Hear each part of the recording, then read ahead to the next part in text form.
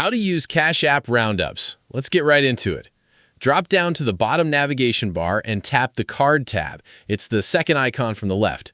That brings up your main card hub. Scroll down just a bit past your card preview and you'll see the option for roundups. Quick tip, if your screen looks a little different or you don't see it yet, don't stress. These features drop in waves. Just double check that your app is completely updated in the App Store. Go ahead and tap into roundups. The way this works is super simple. Cash App basically rounds up any transaction you make to the nearest dollar and saves that extra change for you. So say you spend $1.50 on the snack.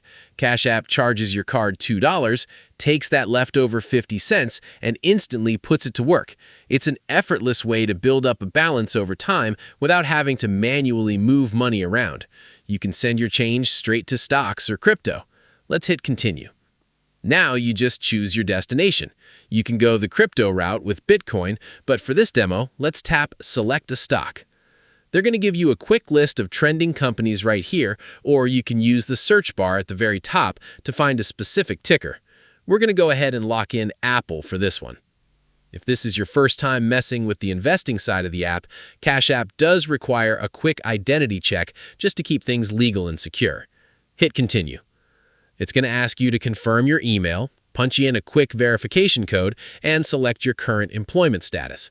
Lastly, a standard regulatory questionnaire will pop up.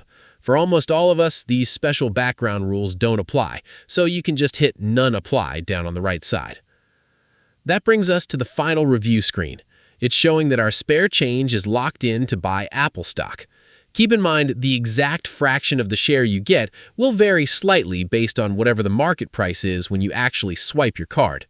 If everything looks solid, go ahead and hit Confirm. Then tap Done. Boom, you're officially all set up.